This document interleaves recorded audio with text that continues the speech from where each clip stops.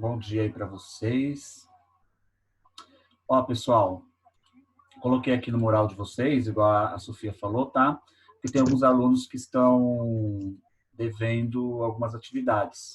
E como semanalmente os professores enviam para a Juliane a, a, o comparecimento de vocês nas aulas, né? Quem está vindo com frequência nas aulas ou quem não está, junto com quem está entregando as tarefas e quem não está, tá?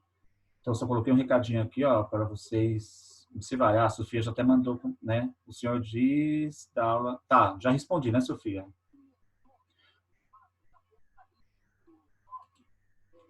Ó, aula 6 para baixo, tá? Porque a aula 7 e a aula 8, vocês vão me enviar até dia 21. Sendo que tem alunos que já me enviou. Então, tá tudo bem. Ó, tem 2 aqui que já enviou, sem assim, conseguiu fazer sem eu explicar. Então, tá bom. Se conseguiu fazer sem eu explicar, a aula 8, que a aula 7 eu expliquei na segunda, a aula 8 eu vou explicar agora. Mas já me enviou, mas é a partir da aula 6 para baixo. Então, assim, quem não fez a correção da aula 5, que foi antes das férias, pessoal, tá aqui a correção. Só por passar para a apostila. Aula 6, foi semana passada, se eu não me engano, né? Ó, também a correção está aqui.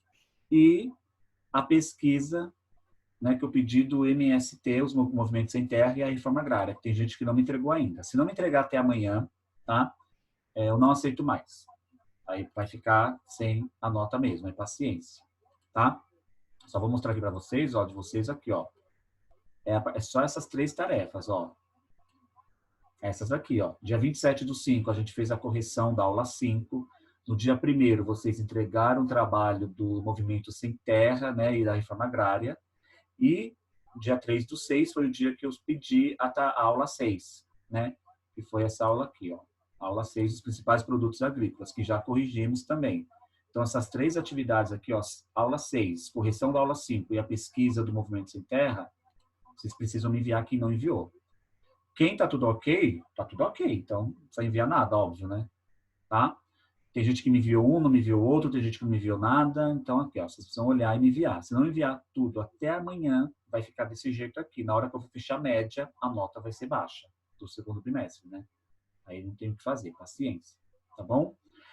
Do dia 10 e do dia 15, né, são referentes, né, às aulas desses dias, né? Que seria a aula 7 e a aula 8. Da aula 7, né, 3 já me enviaram, já fez.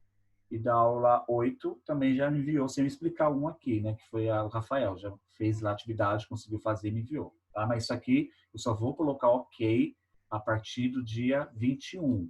Tá? Então, quem for enviar tudo dia 21, que até dia 21 que é para enviar, domingo agora, tá ok. Tá? Então, se preocupem somente o que está atrasado de vocês, essas daqui. Essas aqui ainda tá na data limite, ainda a gente tem que fazer essa semana. Né? Vocês vão fazer essa semana, né? Tá? Ok? Porque eu vou corrigir semana que vem. Cadê? Não abriu. Gente, meu computador está muito lento hoje. Então, vamos lá. Hoje é a aula 8. A aula 8 é sobre a modernização da agricultura, tá? Tem um slide aí para vocês, que eu tinha passado, tá? Modernização da agricultura. A gente está falando sobre agricultura, tá? Temos aqui a agricultura no Brasil, nos anos 50, como era a agricultura aqui no Brasil, né, na década de 50, 1950, né? Nesse período que no Brasil tínhamos baixa produtividade, o Brasil não era um país tão industrializado como é hoje, tá? Não tínhamos tantas técnicas de modernização, então a produção agrícola no Brasil era muito pequena, tá? O uso de uma grande quantidade de trabalhadores, tá? No caso, mão de obra braçal, não tínhamos tantas máquinas no campo, não eram máquinas, tratores, né? Era mais a mão de obra braçal mesmo, né? As pessoas trabalhavam diariamente no campo, né? No lugar das máquinas eram as pessoas. As técnicas rudimentares eram antigas, né? Então, as técnicas simples, né? Antigas. Como que tipo de técnicas, professor? Machado. A pessoa pegar o machado para cavar o buraco, colocar a semente, né? E esperar o produto crescer, né? Era feito dessa forma. Hoje não. Hoje a máquina faz isso, né? A máquina mesmo cava o buraco, ela mesma joga a semente, ela mesma cobre a semente com a terra e ela mesma rega lá a planta, o processo de irrigação, né? A máquina hoje faz tudo isso. Então, por isso que a produção é um pouco maior, tá? Pessoal, Bom dia, professor. bom dia. Quem entrou atrasado aí?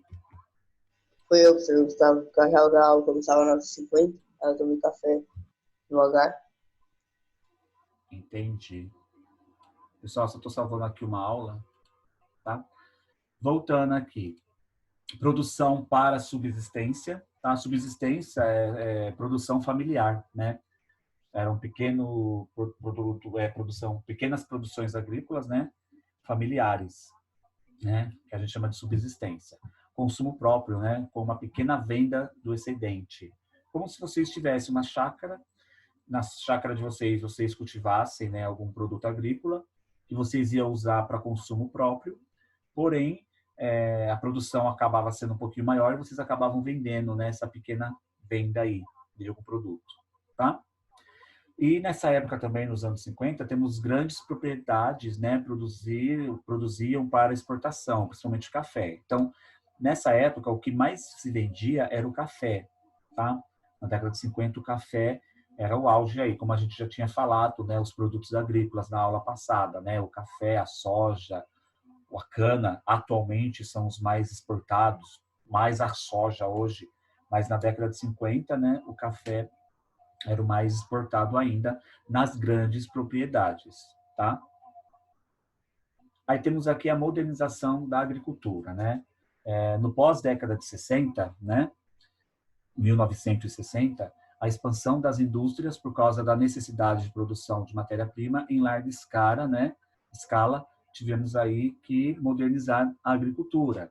Porque na década de 60, pessoal, 10 anos após, né, a década de 50, que a gente falou anteriormente, né, a necessidade de produção de matéria-prima precisou ser feita rapidamente, porque o Brasil é o quinto maior país do mundo em território. A terra do Brasil é boa, a expansão territorial do Brasil ajuda muito, né, o tipo de clima, o relevo, né, esses fatores principais aí faz com que o Brasil consiga, né, ter uma grande produção. Ele só precisava ter um investimento na modernização para questões agrícolas, né? No caso, modernizações de máquinas, né? Que muitos outros países desenvolvidos, como Estados Unidos, países da Europa já tinha, mas o Brasil não, tá?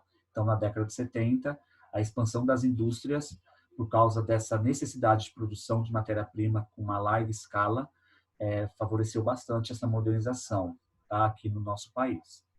Temos também o aumento do número de grandes propriedades que produziam para exportação. Então, as grandes propriedades começaram a surgir aí, focando a produção, né, para exportação. Hoje, as maiores fazendas, né, que temos no país, o foco delas é para a exportação, principalmente a soja, tá? Matheus levantou a mão, foi o Gustavo? Alguém levantou a mão aí? Pode falar. Oi, professor. Professor, existe alguma empresa que é, tipo, agrícola modernizada e, tipo, também faz bem para o meio ambiente? Porque a maioria usa produto químico, né? Então, falar que não usa é mentira, porque normalmente as empresas, deixa eu colocar aqui uma foto,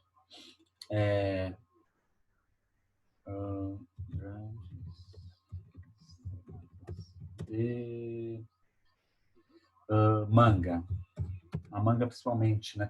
Teve até uma novela que retratou bastante isso, né? Aqui é uma plantação de manga, as mangueiras, né? As mangas dão no pé, né? Deixa eu pegar aqui uma foto com uma escala maior dessa produção de manga aqui. Né? Sendo que essa aqui ainda é pequena. Mas mesmo sendo pequena, precisa ter, né? Ó, manga. Vou pegar manga como exemplo, tá? Deixa eu pegar aqui uma foto maior. Aqui as pessoas, né, separando a manga, né? O que acontece? Essas grandes empresas, né, essas grandes fazendas, empresas, né, que são empresas, né, de uma certa forma, não tem como não usar o agrotóxico. Por quê? Porque é uma produção de uma longa escala, é muita coisa. Se fosse uma produção pequena, né, você cuidaria dela individualmente, né? Por exemplo, se você tem horta em casa, Ou já viu algum lugar que tem horta? Na casa de alguém, de uma Não, não avó, tenho. de Mas amigo? não tenho, não. Mas já teve acesso a alguma horta, não já? Sim, sim. Então tá, olha aqui a Tem, diferença. professor. Isso aqui é uma horta caseira, uma horta de casa. Normalmente uma horta a gente consegue ter um controle, a gente consegue ter um controle maior, né, sobre os focos de praga. O que é praga? É algum fungo, é algum bichinho, aqueles bichinhos que comem, né, as folhas, aquelas lavinhas, né, que ficam comendo as folhas da alface, da couve, né? Manualmente falando, né, a gente consegue ter um controle maior nessas hortas, né? Porque a pessoa consegue cuidar delas individualmente, diariamente. Né? Minha mãe tem uma pequena horta na casa dela e ela cuida ali. Se ela vê alguma coisa acontecendo, se tiver um bichinho ali andando, ela vai tirar o bichinho, vai matar tudo. Né? Isso a gente consegue fazer na horta, né? Aqui outra foto. Agora, você fazer um tratamento desse, olha as pessoas aqui cuidando da horta, olha o tamanho, né? Muito pequeno, então você consegue ter um cuidado ali, porque são poucas, é uma quantidade menor para você tomar conta, né? Olha essa foto aqui desse senhor aqui, né? Cuidando aqui da horta. É mais fácil. Agora, quando você... Fazendas de soja, por exemplo. Quando você agora tem aqui grandes propriedades com produto específico, né? Para ser cuidado, e ele não abre, que vai abrir. Você precisaria de um número muito maior de pessoas para monitorar. E isso é impossível, né? Porque seria muitas pessoas, o custo seria bem maior, então você acaba indo para a opção do agrotóxico. Então, assim, falar que alguma empresa, né, pelo menos pode até existir, Matheus, mas que eu me lembre aqui, não vem nenhuma na minha cabeça que não use agrotóxico numa grande escala. Espera aí que está abrindo. Vocês estão me ouvindo? Professor, mas para mim seria rentável eles fazerem, tipo, Sim, uma... professor. Não só, não uma horta em cada taxa do campo, mas, tipo, pegar uma pessoa para cuidar de uma área ali específica para evitar o agrotóxico. É muito grande, não tem como. É que eu não tá abrindo aqui, gente. O que está acontecendo? Matheus, Gente, tipo, tem tanta coisa, tem tanta árvore que de cima parece que é só grama. gente, acho que a Tanta minha plantação. internet caiu, mas eu estou conseguindo ainda falar com vocês. Deixa eu tentar aqui de novo.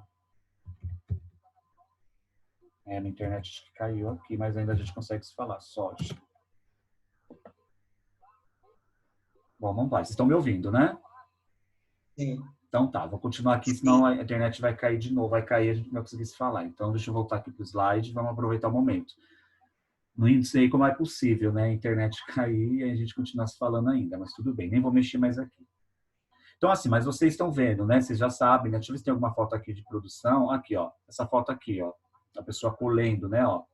Aqui eu tenho agricultura familiar, que é mais fácil ser cuidada pela própria família, né? Porque é uma produção menor. E aqui eu tenho empresas agrícolas, né? O tamanho desse terreno aqui, dessa fazenda de soja. Agora imagine, Matheus, várias pessoas vindo aqui para fazer a manutenção diária, né? Para evitar... Desliga o áudio de vocês, pessoal.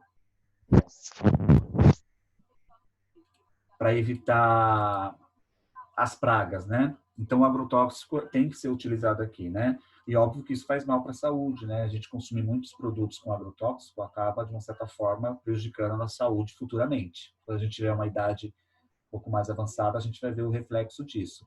Por isso que até os produtos orgânicos é mais caros, né? Quando você vai em feira, tem lá aquela parte, produtos orgânicos, que é natural, sem agrotóxico, né? Que normalmente o sacolão ou a feira acaba pegando diretamente de um sítio, de uma chácara, né? Que não tem agrotóxico nenhum, que é mais natural, né? Mas acaba sendo um pouquinho mais caro, né? Tem essa questão também. Deixa eu voltar aqui.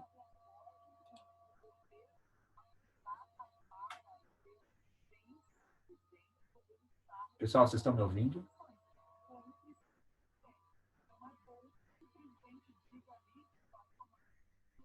Estão me ouvindo?